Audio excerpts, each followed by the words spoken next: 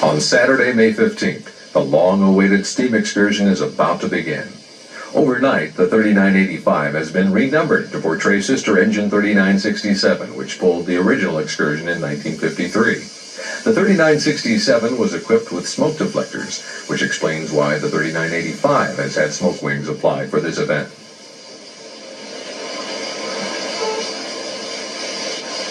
Like the original, today's trip is being sponsored by the Rocky Mountain Railroad Club. Almost 500 passengers will be on board the train, which has been sold out for almost 3 months.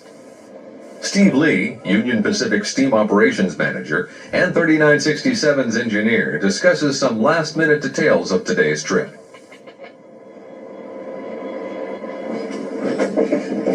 Departing Denver Union Station promptly at 7 a.m., the train threads its way through the Union Pacific Yard and by the many industries in North Denver. The first part of today's excursion is over the route of the former Denver Pacific Railway. This line was built between Denver and Cheyenne by the citizens of Denver to connect with the Union Pacific. Because the UP had bypassed Denver on its transcontinental route, the Denver Pacific Railway offered travelers the option to connect with the Union Pacific at Cheyenne. This line was completed in 1870. The Union Pacific later acquired the line, eventually rerouting the north end to join the main line at Spear instead of Cheyenne.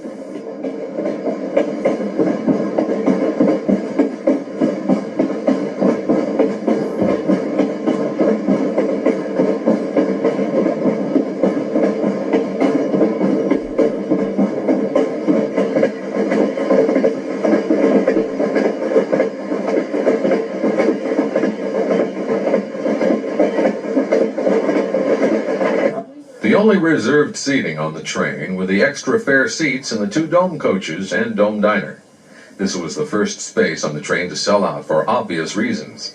All 3 dome cars were recently repurchased by the Union Pacific and rehabilitated for excursion service. Passengers in the dome coach Challenger enjoy the view as the train rolls along north of Brighton, Colorado.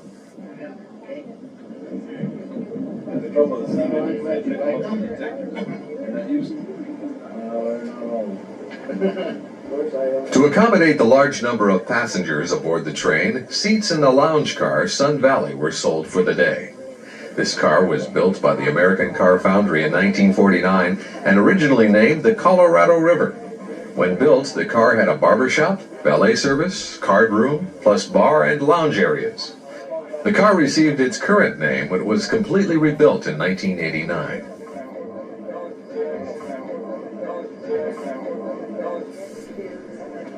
Due to the lengthy 300-mile round trip, it was necessary to schedule the departure out of Denver at 7 a.m. Today's train consists entirely of lightweight streamlined cars built in the late 40s, middle 50s, and early 1960s. Most of these cars were used on Union Pacific streamlined passenger trains until Amtrak took over the nation's passenger train business in 1971. The first photo run of the day was made just south of Spear on the Colorado-Wyoming border. The last few miles of the line into Spear are on a steep grade. The engine put on quite a show as it climbed through a cut at the state line.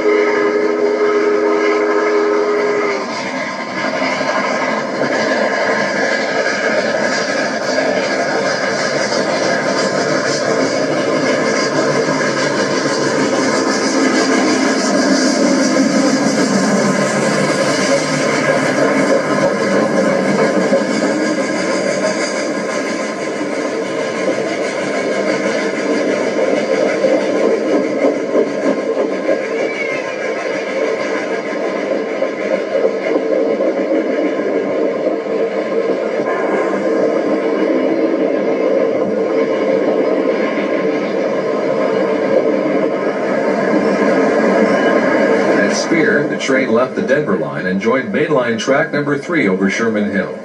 This track, which is used by most westbound trains, was completed in 1953. The grade on this track is only 0.82%, while the grade on the old line is 1.55%. Almost 10 miles longer than the old line, Track 3 completely eliminated the need for helper engines over Sherman Hill.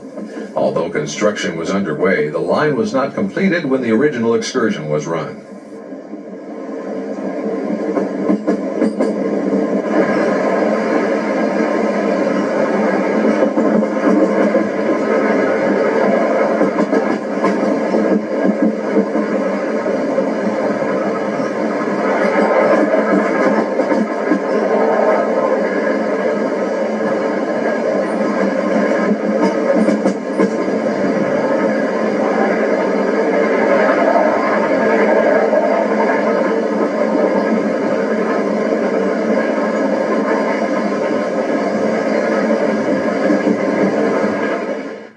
Snow fences lace the barren landscape as the 3967 works its way up the hill between MK and Lynch.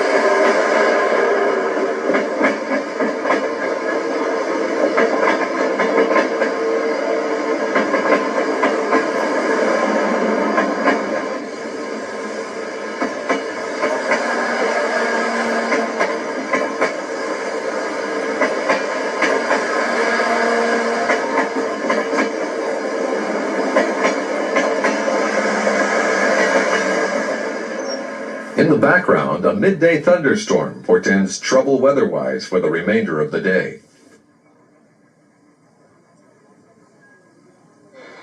Getting this many people on and off the train quickly was a tough job which the Rocky Mountain Railroad Club members handled very efficiently.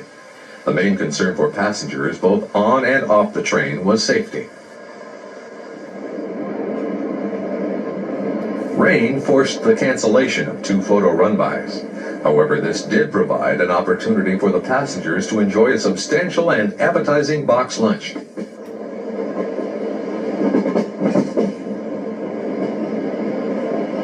Prairie grassland gives way to lodgepole pine trees as the train climbs higher.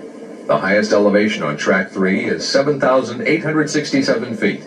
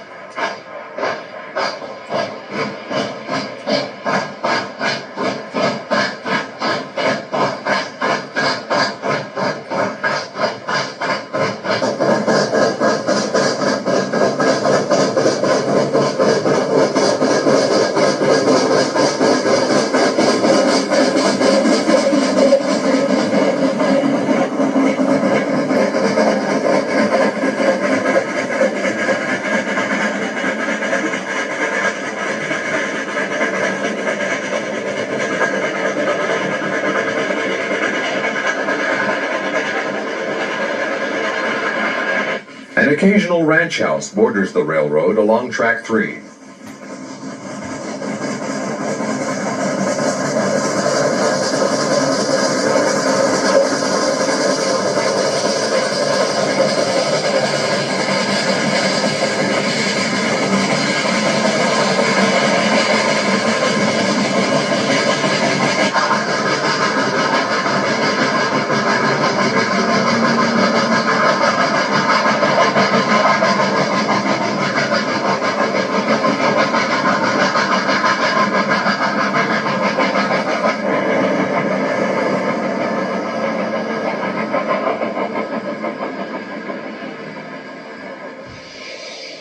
At each photo location, club members carefully established and supervised the photo lines to allow everyone a good vantage point and to ensure safety for participants.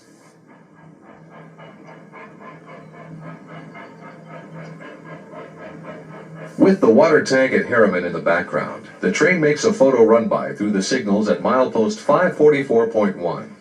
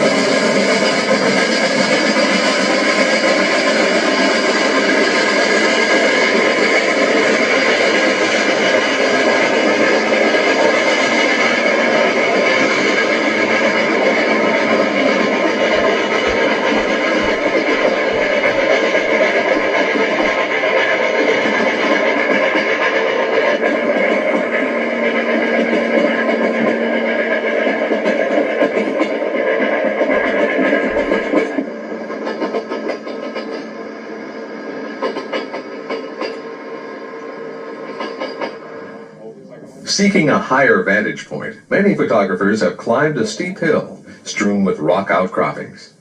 Hoping that the sun would appear, the train waits several minutes before charging by the photographers.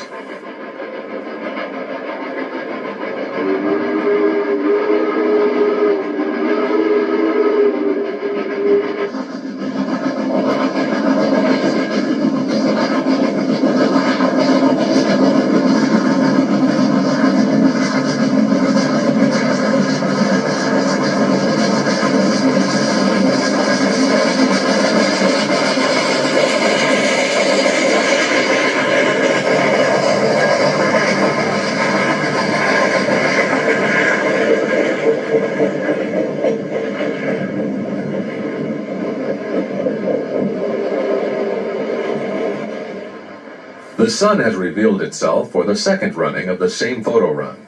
A sharp, cold wind is buffeting the train as it rolls across the fill west of Perkins, Wyoming.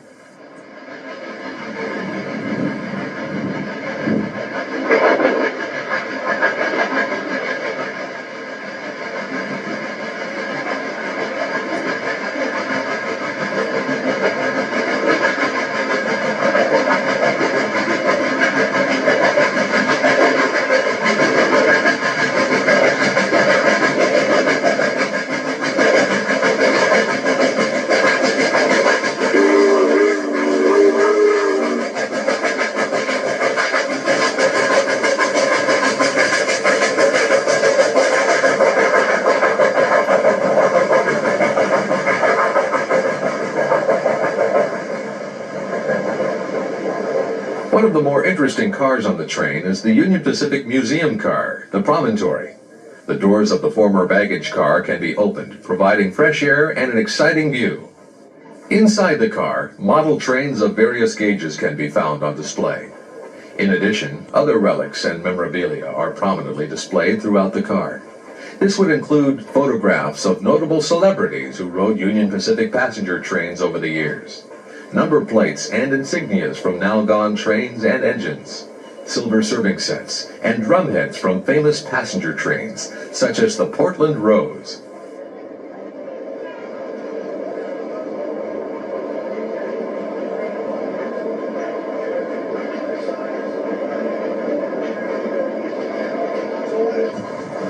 The sky continues to look more threatening as the train approaches the outskirts of Laramie.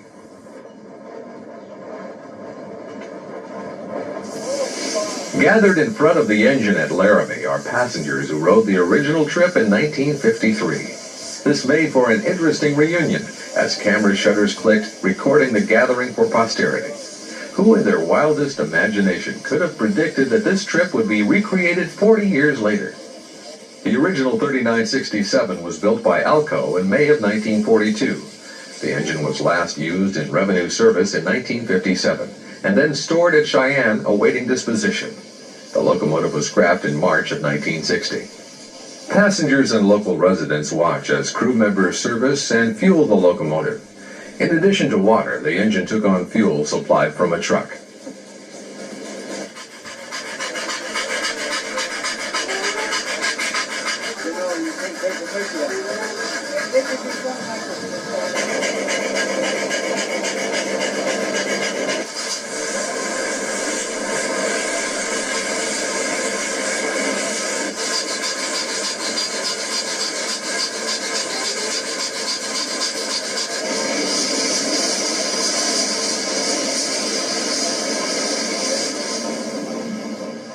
Departing Laramie, our camera takes you in the cab of the 3967 for the ride over Sherman Hill.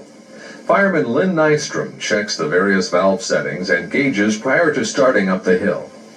Before leaving Laramie, the train was turned on the Y for the return to Denver. Prior to departure, a steady rain began to fall, canceling any further photo runs on the trip back to Denver.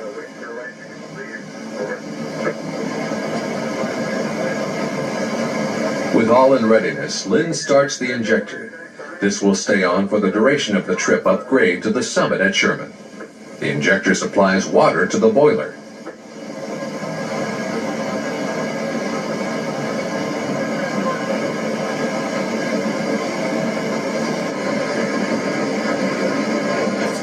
Moving slowly, the engine negotiates several crossovers as it departs the yard and enters the main line.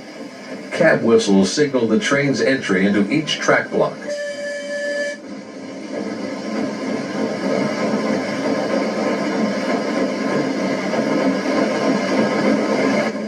Once the engine has cleared the crossovers, Steve Lee widens out on the throttle as the battle upgrade begins.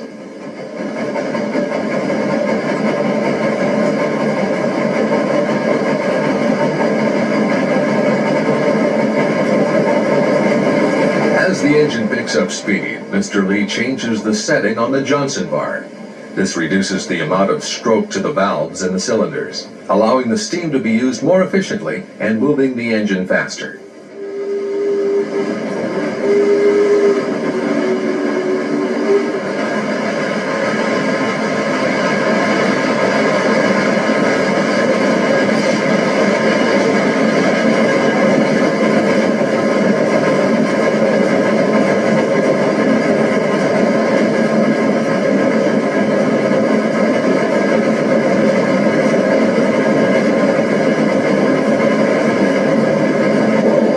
Throttle substantially open, Fireman Nystrom pours sand into the firebox opening. The tremendous draft created when an engine is working hard pulls the sand through the fire tubes at a high velocity.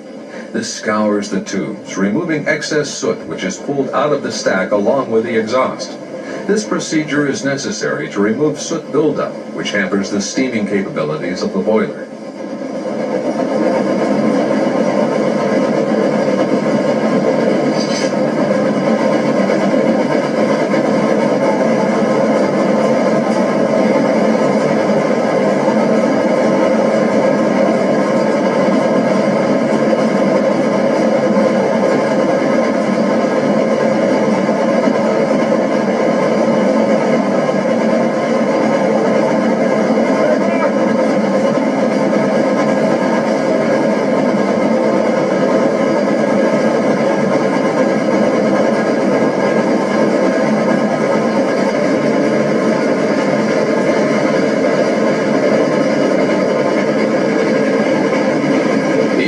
Speedometer indicates the train is gradually accelerating up the hill.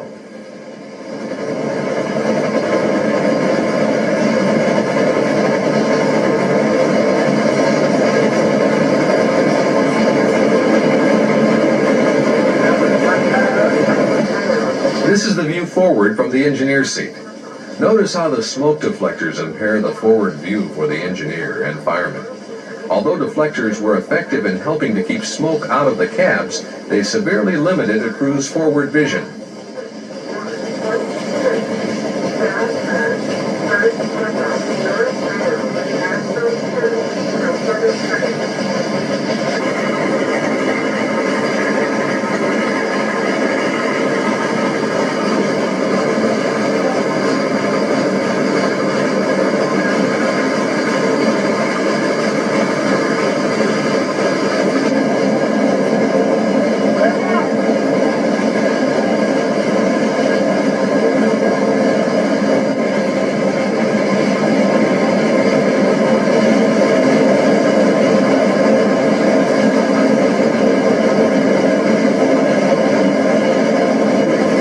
The train's speed has reached its maximum of 38 miles per hour as the engine battles the 0.82% grade on number 2 track eastbound. This is the normal routing for eastbound trains over Sherman Hill. Interesting rock formations can be seen as the train rolls through the rugged Wyoming countryside.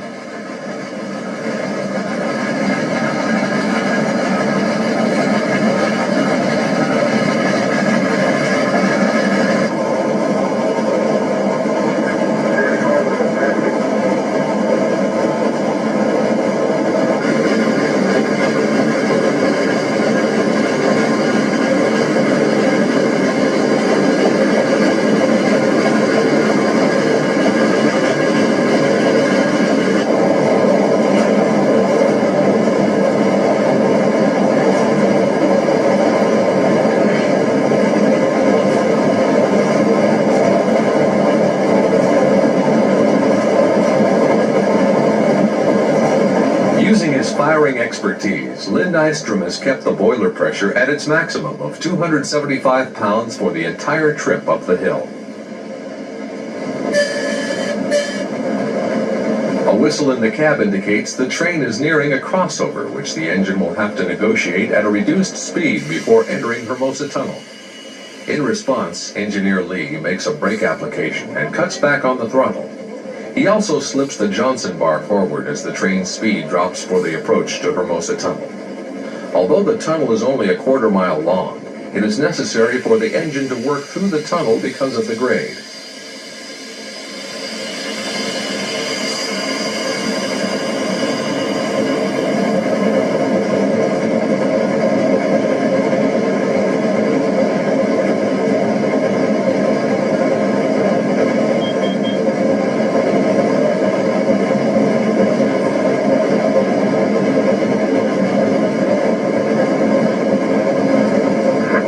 With hands in the air, Steve Lee signals that it is now Lynn Nystrom's responsibility to control the amount of smoke in the tunnel. Steve will not touch any of the throttle or control valve settings until after they exit the east end of the tunnel. In a flurry of activity, the cab windows are closed for the upcoming tunnel. Hermosa Tunnel is one of 2 parallel bores, each 1,827 feet long.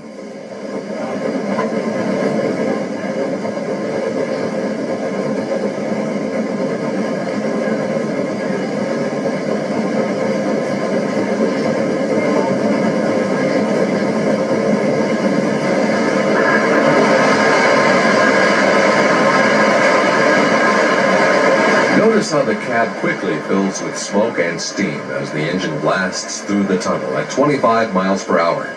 You can imagine what it was like in the cab of a coal-burning big boy locomotive pulling a heavy freight through the tunnel at 8 to 10 miles per hour.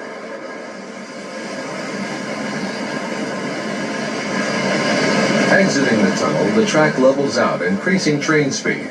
Rocks, shrubs, snow fences, and diverging Track 3 can be seen in the background as the train rolls east from Dale Junction.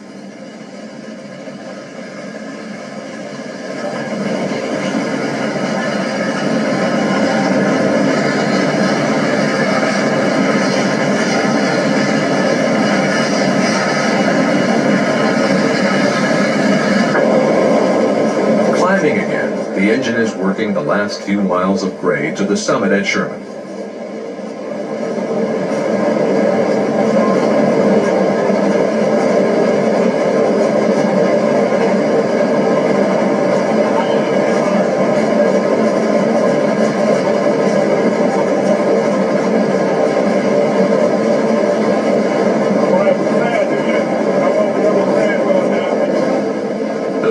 are sanded one last time, while the uphill trip still provides enough draft to accomplish the task.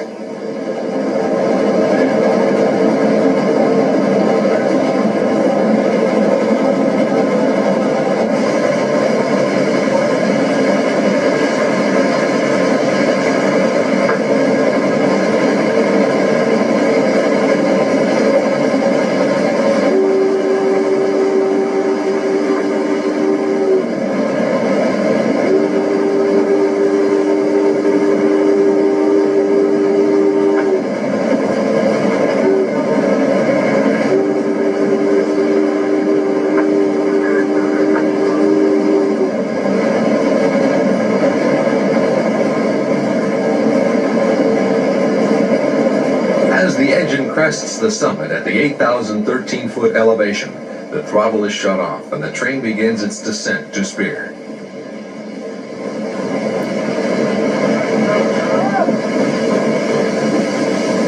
At Speer, the train will stop for a crew change. The remainder of the trip will be in darkness, with the excursion train arriving back in Denver at 11:15 p.m.